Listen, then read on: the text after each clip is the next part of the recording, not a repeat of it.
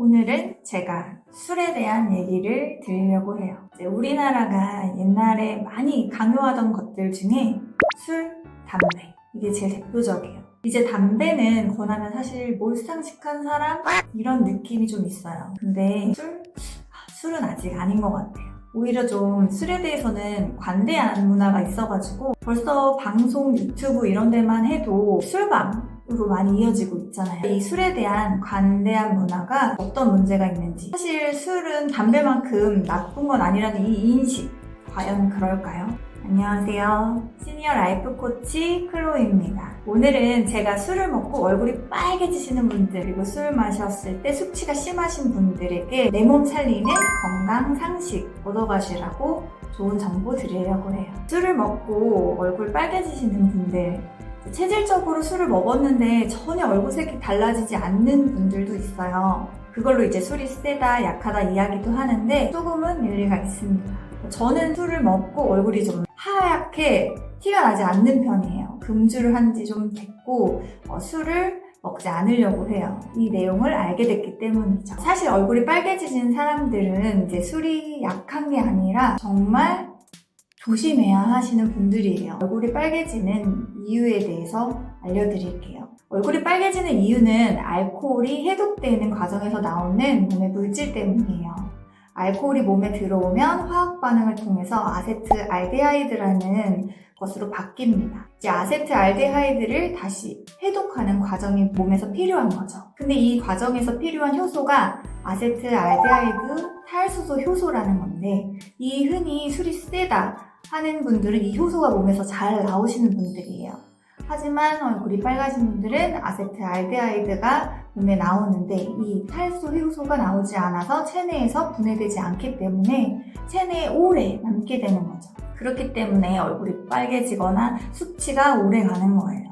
이제 이 밖에도 다양한 증상들이 나타나실 텐데, 가슴이 뛰는 분, 두통이 있으신 분들, 또는 피부가 가렵거나 심하면 필름이 끊긴다고도 하죠. 이 아세트알데하이드는 1급 발암물질입니다. 당연히 알코올이나 술이 모두 1급 발암물질인 거죠. 다행히 체내에선 이 독성물질이 들어오면 해독하려는 기능이 있어요. 연구에 따르면 한국인들 같은 경우는 한 40% 정도가 얼굴이 빨개진다고 하는데, 한국의 40%는 아세트알데하이드라는 독성물질에 오래 노출되시는 거죠. 훨씬 더 암 발병률이 높습니다. 이제 국내 연구에 따르면 빨개지는 분들에 대해서 암에 대해서 제가 발병률이 높다고 말씀드렸잖아요.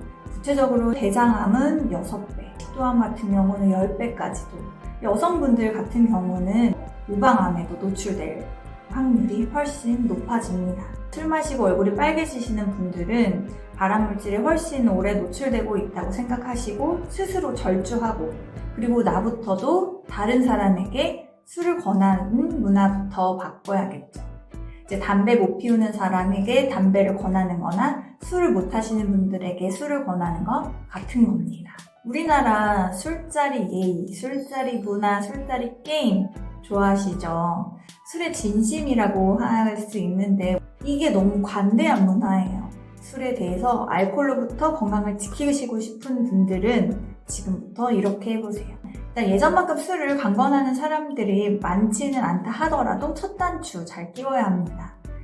나는 건강관리 중이야. 이렇게 건강을 챙기고 있다. 그래서 술을 자제해야 한다는 거를 옆 사람에게, 같이 있는 사람에게 알리는 것. 그리고 두 번째로는 주변 사람들에게 이제 얘기를 했으면 나부터도 다른 사람에게 술을 권하는 것을 막아야겠고, 그리고 세 번째는 인식을 좀 바꾸셔야 해요. 술을 먹지 않으면 내 인간의 중심이 다 끊어진다라고 생각하시는데, 술자리가 인간관계에 영향을 줄 수는 있지만 중심은 아닙니다. 꼭 끝까지 내가 힘들 때까지 마셔야 한다는 그런 생각은 좀 버리셨으면 좋겠어요. 그 술을 꼭 마셔야 한다. 어떻게 술을 안 마실 수 있겠어요? 마셔야 되는 경우가 있을 수 있죠. 그럼 어떻게 숙취를 덜하게 할 수 있을까에 대해서 이야기해 드릴게요. 제일 먼저 좋은 방법은 내가 지금 빈속인지 아닌지 한번 체크해 보세요. 내가 빈속이다 하면 술을 드시기 전에 음식을 섭취하셔야 합니다. 음식을 섭취할 때 가장 좋은 거는 단백질이에요. 아미노산이 해독하는 데 도움을 주거든요. 우유, 계란, 또 단백질 쉐이크 남자분들도 많이 드시는데 이렇게 부드러운 단백질을 섭취하고 술을 드시면 도움이 됩니다. 이제 두 번째로 추천드리고 싶은 것은 술 마시면서 중간중간 그리고 술 한 번, 물 한 번 이렇게 물을 드시는 거예요. 알코올의 농도를 낮추기 위한 역할도 해주는데 술 한 잔, 물 한 잔 이렇게 술을 마셨다면 물을 옆에 두고 같이 드시는 것을 추천해 드립니다. 그리고 어떤 방법을 써도 체내 해독작용이 갑자기 이렇게 내가 가지고 있지 않던 것이 늘어나거나 개선되진 않아요. 그래서 사실 제일 좋은 방법은 절주입니다.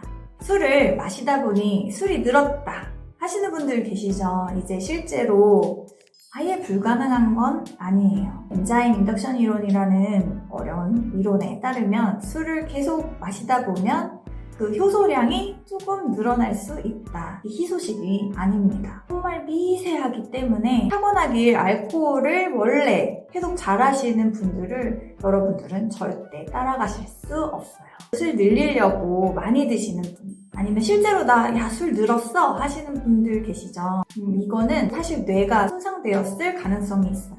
그래서 체내 반응이 이 숙취 반응에 느리게 나타나는 거죠. 엄청 무서운 겁니다. 나이 들수록 더 내 몸은 내가 챙기고 내가 사랑하는 사람도 챙겨야 됩니다. 그러니까 철저하게 내 건강 지키는 구독자 여러분 되시면 좋겠습니다.